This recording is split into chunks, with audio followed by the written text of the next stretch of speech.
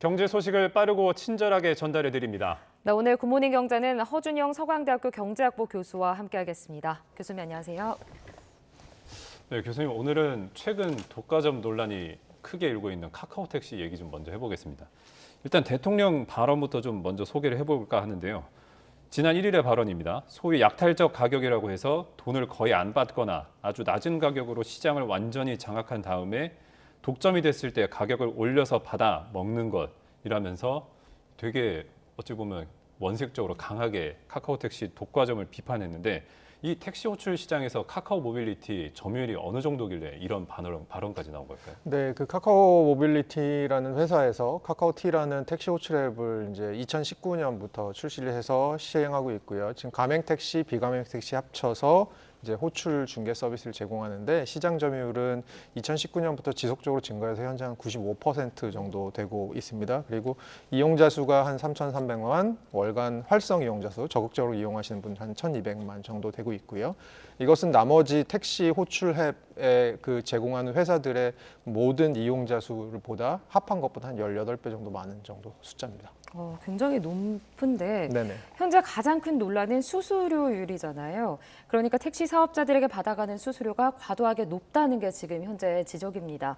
실제로 수수료 구조가 어떻습니까? 경쟁사랑 비교를 해도 좀 과도하게 높은가요? 네, 경쟁사 같은 경우 지금 한 2.5% 정도 수수료를 받고 있는데 카카오티 같은 경우는 한 저희가 생각하기에 3%에서 5% 정도의 수수료를 받고 있는 것 같습니다. 이게 어떻게 되는 시스템이냐 하면 가맹 택시가 이제 운임을 받아서 매출이 생기면 그 중에 20%를 이제 수수료로 가져간 다음에 다시 뭐 광고성, 홍보비 뭐 이런 것들의 명목으로 택시 기사에게 한 15%에서 17% 정도를 돌려줍니다. 그러니까 20% 가져가서 15%에서 17% 정도 돌려주니까 결국은 한 3% 정도 혹은 5% 정도의 수수료가 나오는 것이고요. 네. 이것은 이제 전반적으로 다른 회사가 지금 아까 말씀드린 대로 마켓에서의 그 점유율이 높진 않습니다만 다른 회사의 한 2.5%보다 약간 높은 것이고요. 이것들이 지금 택시 업계에서나 아니면 이제 가맹 택시 쪽에서는 좀 낮춰달라고 얘기하는 부분입니다. 이 카카오 모빌리티가 방금 말씀하신 대로 굉장히 시장 점유율도 높고 이런데 이제 지난 2월에는 이 자사 가맹 택시 콜 몰아주기가 적발이 돼서 공정위로부터 과징금 200억을 넘게 맞았잖아요. 이게 어떤 문제가 있는 겁니까 지금? 그러니까 아까 이제 앵커께서도 처음에 말씀하신 독점 시장에서 발생할 수 있는 문제들이 지금 발생하는 것으로 보이고요. 그렇다면 뭐가 문제냐? 그러면 이제 독점 시장에서 독점 사업자가 이렇게 그 본인들에게 가맹한 택시에게 우대를 해주다 보면 아무래도 매출에서 차이가 생길 수밖에 없고요. 그럼 아무래도 이제 경쟁사보다는 이쪽으로 몰리는 경향이 벌어지겠죠. 그러다 보면 아무래도 경쟁자가 들어오는 것을 좀 배제할 수 있을 것 같고요. 그 다음에 결국은 독점력을 가진 기업들이 하는 행태 중에 하나가 저희가 뭐라고 생각하는 거냐면 일단 독점력을 갖기 전까지는 가격을 아주 낮게 책정한 다음에 독점력을 가지게 되면 가격을 인상함으로써 이제 가격 인상의 폐해가 소비자들에게 돌아가는 부분이 있다라는 부분이 전형적으로 발생할 수 있고요. 저희가 그리고 조금 더 미시적인 수준에서 보면 소비자들 입장에서도 조금 불만이 있을 수 있을 것 같아요. 피해가 생기실 수 있는 건 예를 들어서 자기가 가고 싶은 방향의 그 배차가 한 1, 2분이면 오는 배차가 있는데도 불구하고 그것이 비가맹 택시라는 이유로 예를 들어 가맹 택시를 5분이나 6분 정도 기다려야 된다라고 하면 그런 부분들에 있어서 시간 손해 뭐 이런 것들이 아무래도 좀 비용으로 발생할 수 있을 것으로 보입니다. 방금 말씀을 해주셨는데 이 우티나 뭐 타다 같은 이 비가맹 경쟁사 가맹 택시죠. 이 아까 콜 몰아주기와는 또 반대되는 방식인데 콜을 안 주는 방식으로 경쟁을 제한하는 이런 것도 문제가 됐단 말이에요. 이것도 독점적 지위를 이용한 거라고 봐도 되는 거죠. 네, 그렇죠. 그러니까 결국은 그 과정에서 또 어떤 일들도 벌어졌었냐 하면 단거리 배차들 생각보다 이렇게 수익이 잘 안 나오는 배차들 있지 않습니까? 기사님들 입장에서 이런 배차들은 비가맹 택시에게 주고 그리고 조금 더 수익이 나는 쪽의 배차들을 가맹 택시로 몰아주는 결국은 이게 저희가 그냥 쉽게 생각하면 일거리 몰아주기처럼 보일 수 있는 것이고 결국 이러므로 해서 카카오티의 시장 지배력이 높아지고 덩치가 커지고 그러다 보면 그 피해가 고스란히 이제 소비자들에게 혹은 택시 기사님들에게 돌아갈 수 있는 부분이 있기 때문에 이 부분들이 아주 저희가 좀 면밀하게 보아야 될 부분인 것 같습니다. 네, 알겠습니다. 자, 어제 비상경영회의가 진행이 됐습니다. 어제 회의에서는 수수료를 일정 수준 좀 이하로 낮추는 방안이 논의가 됐는데 택시 업계에서는 현재 수수료 1%를 원하고 있다. 이렇게 지금 전해지고 있거든요. 개선안은 어떤 방향으로 언제쯤 나올 것으로 보고 계세요? 이거 그 카카오 쪽에서는 올 말까지 의견 수렴하고 개선안을 도출하겠다라고 얘기하고 있고요. 네. 택시 업계 쪽에서는 1% 정도를 요구하고 있는데 이제 카카오 쪽에서는 1%까지는 너무 낮고, 왜냐하면 지금 카카오 입장에서도 이것이 지금 수익이 되게 많이 나는 구조는 아니거든요. 그래서 카카오 입장에서는 현재 3%에서 5% 정도의 수수료를 3% 이하로 좀 낮추는 방향으로 가겠다. 그리고 간담회가 있기 전에 사실 이제 4대 택시 우리나라 조합들이랑 또 간담회를 했는데, 예. 거기에서는 이제 불공정 배차 같은 것들에 대한 어떤 의심들이 있다면 그 부분들에 대해서도 좀 개선안을 도출하겠다, 이렇게 얘기를 하고 있고요. 그러면 이것들을 새로운 플랫폼을 이제 런칭하면서 기존의 가입자들 그쪽으로 몰아가면서 수수료를 좀 낮추는 방향으로, 그런 방향으로 이제 적용을 하겠다라고 얘기하고 있습니다. 이 독과점이 해소가 되려면 사실 경쟁자가 있어야 되는 거 아니겠습니까? 근데 앞서 말씀드린 것처럼 타다나 우버 같은 다른 경쟁자들은 사실 우리 시장에서 지금 점유율이 굉장히 낮은 상태란 말이에요. 이 대항할 수 있는 어떤 새로운 플랫폼을 도입을 장려를 해야 되는 거 아니냐, 이런 얘기도 나오고 있는데, 이런 상황에서 좀 다른 경쟁자가 클 수 있는 시장 구조라고 보세요, 교수님? 이게 시장 구조라는 게 사실은 이제 카카오 같은 경우는 저희가 메신저도 쓰고 워낙 여러 가지로 저희 생활에 지금 들어있는 부분이 있기 때문에, 사실 뭐 소비자들의 정보나 취향을 수집하는 능력 같은 것들은 아마 다른 어떤 회사 경쟁사들보다 우월할 것으로 생각됩니다. 약간 독점적 지위를 누리기 쉬운 구조가 저는 있다고 보고 있고요. 그럼에도 불구하고 저희가 좀 뼈아픈 부분은 최근에 타다 같은 것들 서비스에 대해서 저희가 어떤 것들을 했는지를 생각해 보면, 사실 사회적으로 민주적으로 이것을 조금 더 이제 받아들일 수 있는 구조가 될 수 있을 것 같음에도 불구하고, 이제 기존에 그런 서비스가 들어옴으로 해서 피해를 보시는 분들은 사실 이거 굉장히 극렬하게 반대를 했었거든요. 반대로 그분들은 근데 굉장히 잘 조직돼 계시죠. 반대로 이런 새로운 서비스가 들어오면 그 서비스로 수혜를 입을 수 있는 소비자 측의 입장에서는, 소비자들은 잘 조직되지 않은 것들이 이제 소비자 부분이잖아요. 그럼 결국 이 와중에서 이제 새로운 서비스가 들어와서 뭔가 소비자들이 조금 후생이 나아질 수 있는 부분이 있는데, 그런 부분들이 잘 반영되지 못하고 결국 서비스가 무산되고, 그 와중에서 결국은 카카오는 독점적인 지위를 가지는 사업자로 남아 있고, 이런 과정들을 보면 우리 사회에서 조금 이런 새로운 서비스 산업들이 시장에 들어오는 것들에 대한 어떤 합의체 등을 좀 구성해서 단순히 이용자들, 이해 당사자들의 이해관계만 반영되는 것이 아니고 좀 덜 조직되어 있지만 더 그것을 통해서 이익을 볼 수 있는 소비자들의 어떤 이해관계도 좀 반영될 수 있는 좀 더 큰 라운드 테이블이 좀 조성됐으면 하는 바람입니다. 알겠습니다. 자, 이번에는 한전 이야기를 좀 짚어보겠습니다. 한전 올해 3분기 약 2조 원의 영업이익을 기록을 했습니다.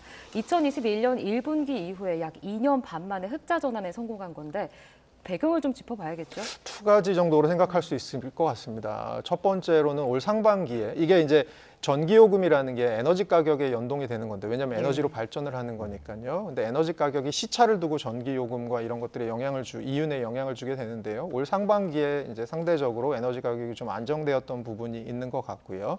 그리고 방금 전에 말씀해 주셨지만 1월과 5월에 2번 정도 전기요금 인상을 했습니다. 그래서 그 두 가지, 전기요금 인상한 것과 상반기 에너지 가격이 좀 안정되었던 부분이 시차를 두고 이제 발전 가격에 영향을 주면서 이윤의 발전 단가를 좀 낮춰서 이윤을 좀 늘리는 방향으로 영향을 준 것으로 보입니다. 네, 근데 이렇게 반짝 흑자가 났다고 해서 사실 총부채가 지금 200조 원이 넘어가는 상황인데, 사실 이거를 회복하기에는 역부족이잖아요. 이제 문제는 이제 전력을 비싸게 사서 싸게 파는 구조다, 이런 지적들이 되게 많이 나왔었는데, 정부가 또 최근에는 산업용 전기료만 일부 인상을 했잖아요. 이게 본질적인 해결책은 뭐라고 보십니까?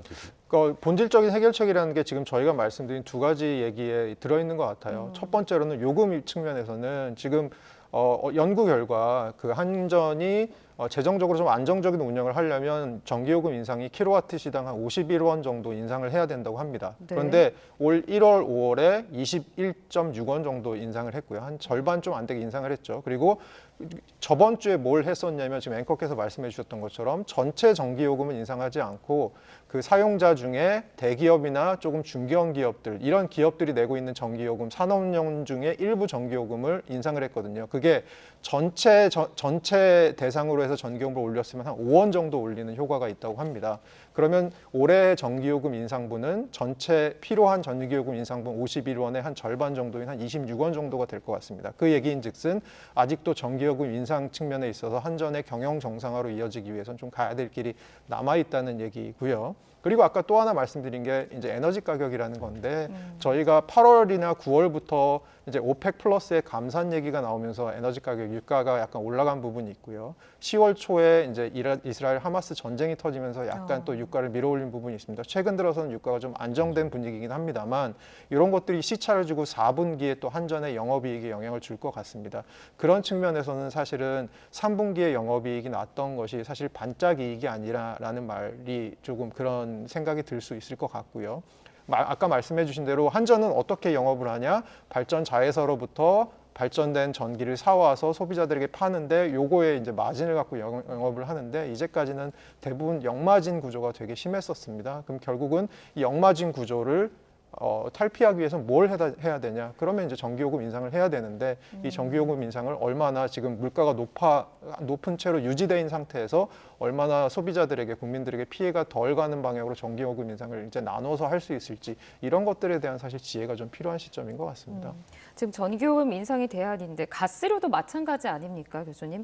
가스공사가 결국은 가스를 수입 단가보다 좀 낮은 가격에 발생하면서 발생하는 이런 적자들이 계속 쌓이고 있는 악순환이 지금 계속되고 있는 상황인데 올해도 뭐 가스요금을 동결하면서 미수금은 더 계속 쌓이고 있지 않습니까? 이 부분은 좀 어떻게 보고 계세요? 네, 정확히 지적하신 대로 같고요. 가스요금도 지금 작년 초 대비 한 40%대 후반 정도로 올라 있습니다. 그런데 가스요금 같은 경우도 또 쉽게 올릴 수 없는 게 지금 저희가 겨울에 초입에 와 있지 않습니까? 그렇죠, 사실은 이제 난방 수요가 굉장히 많은 것이 겨울이고요. 지금 사실 가스요금을 올렸을 때 이제 부담 같은 것들이 소비자들의 부담이 너무 높을 가능성이 있기 때문에 이걸 올릴 수는 없는데 언젠가는 사실 올려야 됩니다. 그래서 사실 전문가들께서 하시는 얘기가 비슷한데요. 전기요금이나 가스요금이나 결국은 아직 현실화된 수준은 아니다. 그러면 사실 향후에 추가적인 상승분이 있어야 되는데 그런 것들을 사실 어떤 식으로 이제 정부가 사실 규제 산업이잖아요. 그러니까 어떤 식으로 이제 정부가 이것에 대한 묘안을 짜내느냐가 굉장히 중요한 시점인 것 같습니다. 네, 알겠습니다. 이제 밤사이 뉴욕 증시 얘기도 좀 해보겠습니다. 사실 시작은 3대 신용평가사 중 한 곳이죠. 거기 무디스에서 이 신용등급 전망을 강등을 하면서 하락세로 출발했는데 좀 장중 분위기는 어땠는지 말씀 좀 해주시죠. 네, 전반적으로 보합세였던 것 같고요. 그리고 지금 말씀하신 신용등급 하향 조정은 아직은 그렇게 큰 영향은 시장에는 없는 것 같고요. 어제 다우 같은 경우는 0.16 정도 올랐고 S&P나 나스닥은 약간 빠졌는데요. 지금 이제 저희가 미국의 통화 정책이 계속해서 시장에 중요한 영향을 미치고 있는데 미국의 통화 정책의 향방을 가늠해 볼 수 있는 미국의 10월 소비자 물가 지수 상승률이 이제 오늘 우리 시각으로 오늘 오후 정도 되면 미국 시간으로 내일 아침이죠. 나올 것 같습니다. 시장은 이것을 관망하면서 지금 대기를 하고 있는 상황으로 보입니다. 이 월가가 이 전년 동기 수치 3.7%보다 좀 낮게 전망을 하고 있다고 제가 들었는데 만약에 이 수치를 상회하는 그 CPI가 나오게 되면 이 증시에는 좀 어떤 영향을 미칠까요? 이게 그러니까 좀 나눠서 보아야 될 게 저희가 전체 헤드라인 CPI라고 하는 전체 CPI가 있고요. 거기서 이제 에너지랑 식료품 가격을 뺀 이제 근원 CPI가 있는데요. 최근에 연준은 근원 CPI가 이제 인플레이션의 기조를 보여주는 것으로 좀 더 중요하게 보는 것 같습니다. 그래서 제 생각에는 헤드라인 CPI는 이건 단기간에 아까 말씀드린 대로 유가나 식료품 가격 같은 것이 뛰면 이건 뛸 수 있거든요. 근데 연준은 이것보다는 지금 유가를 제외한 부분, 요 나머지 부분에서 서비스 섹터, 노동시장과 관련된 임금과 관련된 부분인 근원 CPI 쪽을 좀 볼 것 같은데 제 생각에는 근원 CPI가 제 기억이 맞다면 4.1이었거든요. 9월에. 근데 그것이 이제 3점대로 내려올 거라고 생각하지 않고요. 시장에서는 4.1이 한 번 정도 더 유지될 거라고 보고 있는데 그 정도 수준이면 연준이 그러면 뭐 근원이 내려가진 않지만 한 번 정도는 이렇게 머물러 있을 수 있는 것을 용인하고, 그리고 뭐 12월 금리 인상은 사실은 저는 12월 인상은 좀 없지 않을까라고 보는 편인데, 12월 인상이 있다면 그 근원 부분이 갑자기 튀면 12월 인상이 있겠지만, 저희가 봐야 될 것은 12월에 금리 결정 FOMC 이전에 한 번 더 CPI 발표, 11월 CPI 발표가 있다라는 부분이 있기 때문에 연준이 요거까지 다 보고 판단할 것 같습니다. 네, 알겠습니다. 지금까지 굿모닝 경제 허준영 서강대 경제학부 교수 모시고 이야기 나눠봤습니다. 오늘 말씀 감사합니다. 고맙습니다.